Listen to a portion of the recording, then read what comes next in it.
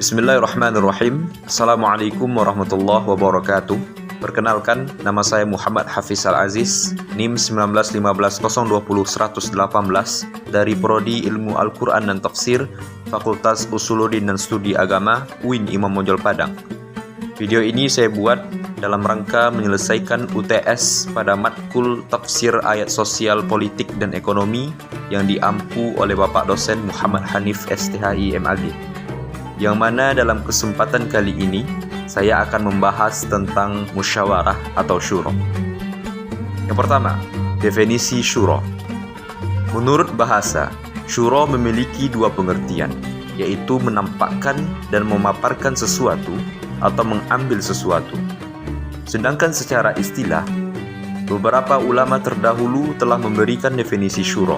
Di antaranya adalah Ar-Raghib Al-Asfahani yang mendefinisikan syuro sebagai proses mengemukakan pendapat dengan saling merevisi antara peserta syuro. Sedangkan Ibnu Al-Arabi Al-Maliki mendefinisikannya dengan berkumpul untuk meminta pendapat dalam suatu permasalahan di mana peserta syuro saling mengeluarkan pendapat yang dimiliki.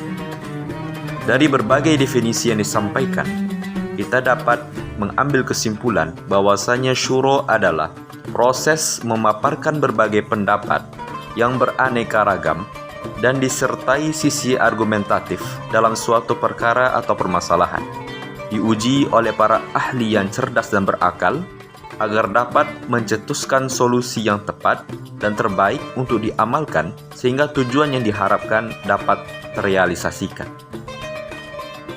Islam telah menuntunkan umatnya untuk bermusyawarah, baik itu di dalam kehidupan individu, keluarga, bermasyarakat, dan juga bernegara.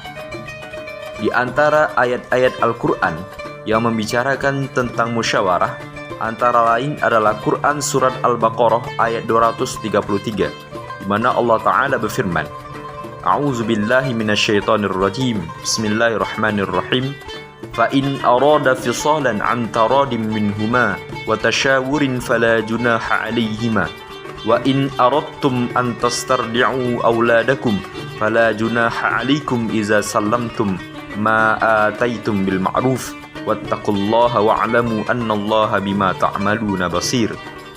Artinya, apabila keduanya ingin menyapih sebelum 2 tahun dengan kerelaan keduanya dan permusyawaratan, maka tidak ada dosa atas keduanya. Dan jika kamu ingin anakmu disusukan oleh orang lain, maka tidak ada dosa bagimu apabila kamu memberikan pembayaran menurut yang patut. Bertakwalah kamu kepada Allah dan ketahuilah bahwa Allah Maha melihat apa yang kamu kerjakan. Imam Ibnu Katsir mengatakan, maksud dari firman Allah Ta'ala yang artinya, apabila keduanya ingin menyapih sebelum 2 tahun dengan kerelaan keduanya dan permusyawaratan, maka tidak ada dosa atas keduanya. Maksudnya adalah, apabila kedua orang tua sepakat untuk menyapih sebelum bayi berumur 2 tahun, dan keduanya berpendapat hal itu mengandung kemaslahatan bagi bayi, serta keduanya telah bermusyawarah dan sepakat melakukannya, maka tidak ada dosa bagi keduanya. Faidah yang terpetik dari hal ini, tidaklah cukup apabila hal ini hanya didukung oleh salah satu orang tua tanpa persetujuan yang lain. Dan tidak boleh salah satu dari kedua orang tua memilih untuk melakukannya tanpa bermusyawarah dengan yang lain. Kemudian, dalam ayat lain, yaitu Quran Surat Asy-Syura ayat 38, Allah Ta'ala berfirman, وَالَّذِينَ اسْتَجَابُوا لِرَبِّهِمْ وَأَقَامُوا الصَّلَاةَ وَأَمْرُهُمْ شُورَى بَيْنَهُمْ وَمِمَّا رَزَقْنَاهُمْ يُنْفِقُونَ. Artinya, dan bagi orang-orang yang menerima mematuhi seruan Rabb-nya dan mendirikan salat, sedang urusan mereka diputuskan dengan musyawarah antara mereka, dan mereka menafkahkan sebagian dari rezeki yang kami berikan kepada mereka. Maksud firman Allah Ta'ala yang artinya sedang urusan mereka diputuskan dengan musyawarah antara mereka adalah mereka tidak melaksanakan suatu urusan sampai mereka saling bermusyawarah mengenai hal itu, agar mereka saling mendukung dengan pendapat mereka seperti dalam masalah peperangan dan juga semisalnya. Kemudian dalam Quran Surat Ali Imran ayat 159, "Fabima rahmatin minallahi lintalahum walau kunta fazzan ghalizal qalbi lan faddu min hawlik fa'fu anhum wastaghfir lahum wasyawirhum fil amr fa iza azamta fatawakkal 'ala Allah innallaha yuhibbul mutawakkilin." Menurut tafsir Al-Azhar, Buya Hamka menafsirkan ayat 159 Quran surat Ali Imran ini dengan memulainya kata pujian untuk menjelaskan sikap Rasulullah dalam memimpin. Menurut beliau, Rasulullah sebagai pemimpin umat sangat menunjukkan bahwa sikap lemah lembut dalam memimpin membuat beliau bisa menuntun dan membina umat Islam dengan baik, serta sikap bermusyawarah dengan umatnya dalam menghadapi permasalahan bersama. Lebih lanjut, Buya Hamka menunjukkan bahwasanya tafsir ayat 159 ini adalah tentang ilmu memimpin dalam Islam.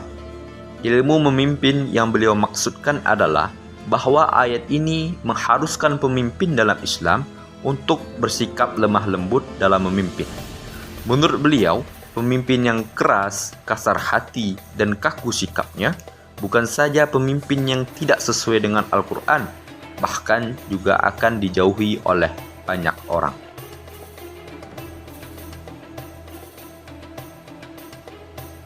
Seluruh ayat Al-Quran di atas menyatakan bahwasanya syura disyariatkan dalam agama Islam.